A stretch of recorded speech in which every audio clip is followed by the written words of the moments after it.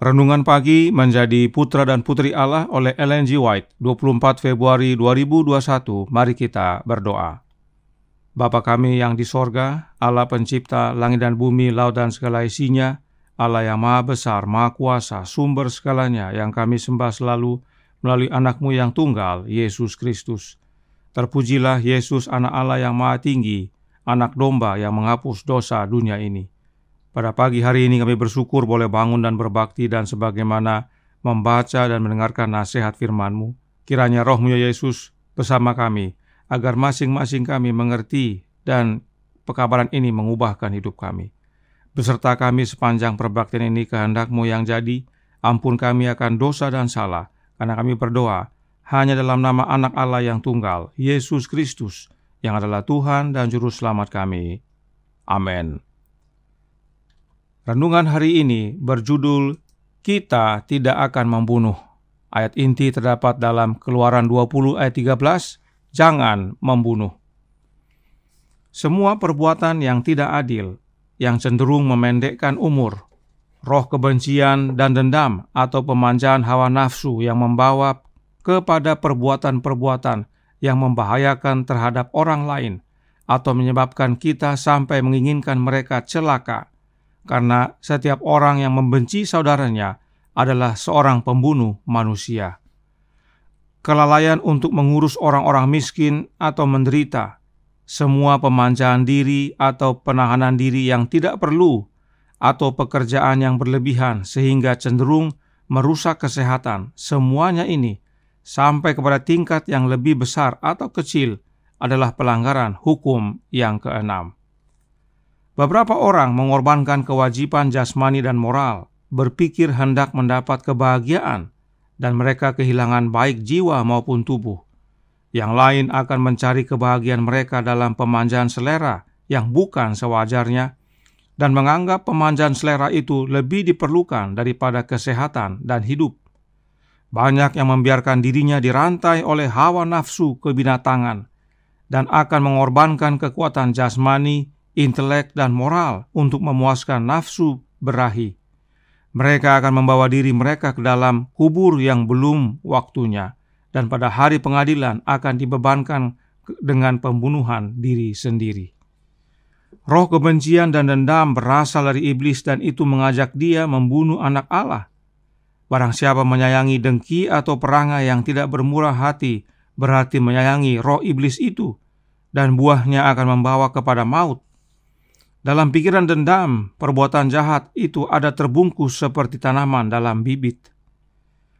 Hukum Allah memperhatikan kecemburuan, iri hati, kebencian, fitnah, rasa dendam, hawa nafsu, dan ambisi yang meluap dalam jiwa, tetapi tidak dinyatakan dalam tindakan secara luar, oleh karena kesempatan, bukan kehendak, sudah lama diinginkan.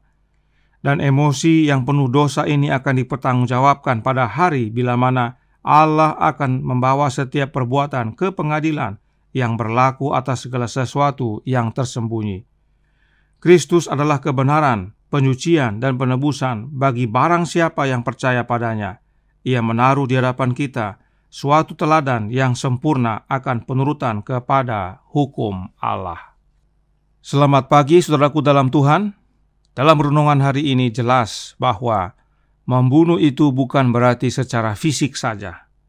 Dalam khotbahnya di atas bukit, Yesus menjelaskan, Matius 5 ayat 21 dan 22, "Kamu telah mendengar yang difirmankan kepada nenek moyang kita, jangan membunuh. Siapa yang membunuh harus dihukum. Tetapi aku berkata kepadamu, setiap orang yang marah kepada saudaranya harus dihukum. Siapa yang berkata kepada saudaranya kafir harus dihadapkan ke mahkamah agama. Dan siapa yang berkata jahil harus diserahkan ke dalam neraka yang menyala-nyala." Yesus menyatakan bahwa marah itu sama dengan membunuh. Karenanya Roh Nubuat menjelaskan tentang hal ini dalam Spirit of Prophecy volume 2 halaman 219 paragraf 3 yang berkata, di sini Yesus menggambarkan pembunuhan sebagai yang pertama kali ada dalam pikiran. Kedengkian dan balas dendam yang senang melakukan kekerasan itu sendiri adalah pembunuhan. Jadi, pembunuhan itu bukan nanti setelah terjadi, tetapi sebagai yang pertama kali muncul dalam pikiran. Nah, apakah pikiran dalam Alkitab? Yesaya 40 ayat 13 berkata, "Siapa yang dapat mengatur roh Tuhan atau memberi petunjuk kepadanya sebagai penasihat?" Ayat ini dikutip oleh Rasul Paulus dalam Roma 11 ayat 34, dan perhatikan, sebab siapakah yang mengetahui pikiran Tuhan, atau siapakah yang pernah menjadi penasihatnya? Di dalam Alkitab, roh itu sama dengan pikiran. Dan dalam kutipan sebelumnya, Roh Nubuat menyatakan bahwa pembunuhan pertama kali ada dalam pikiran. Artinya, pembunuhan itu pertama kali ada dalam roh. Roh siapa? Roh diri manusia itu sendiri, yaitu manusia yang telah jatuh dalam dosa. Dan roh manusia adalah pribadi manusia itu sendiri. Jadi, tidak ada orang yang tiba-tiba marah. Hal itu harus muncul pertama kali dalam pikiran. Artinya, roh kita harus pertama-tama marah dulu, baru secara fisik kita nyatakan, entah lewat kata-kata atau tindakan. Yang menggerakkan kata-kata amarah atau tindakan amarah kita adalah apa yang ada dalam pikiran kita atau apa yang roh kita gerakkan. Perhatikan siapa yang pertama-tama rohnya marah. Khotbah di atas bukit halaman 66 paragraf 4 yang berbunyi, "Roh yang membenci dan menendam berasal dari setan, dan itulah yang membunuh anak Allah. Barang siapa menyayangi kedengkian atau ketidakbaikan adalah menyayangi roh yang sama, dan buahnya adalah kematian." Roh amarah itu berasal dari setan, sebab dendam itu adalah suatu tanggapan terhadap amarah. Demikian juga dengan kebencian. Itu sebabnya setan pada akhirnya membunuh anak Allah, sebab pembunuhan itu sudah bermula dalam pikiran atau rohnya, yaitu rohnya setan itu sendiri. Dan mereka yang memiliki roh yang sama akan menerima akibat yang sama dengan setan, yaitu kematian. Alkitab berkata dalam 1 Yohanes 3 ayat 15 yang berbunyi, "Setiap orang yang membenci saudaranya adalah seorang pembunuh manusia, dan kamu tahu bahwa tidak ada seorang pembunuh yang tetap memiliki hidup yang kekal di dalam dirinya." Kebencian berasal dari setan, dan siapa yang memiliki roh yang sama, yaitu roh yang dari setan, tidak memiliki kehidupan kekal, artinya binasa. Itulah yang kutipan tadi nyatakan. Mengapa hal ini penting kita pahami? Sebab hati kita tidak pernah kosong. Apakah roh setan yang berkuasa atau roh Kristus yang berkuasa?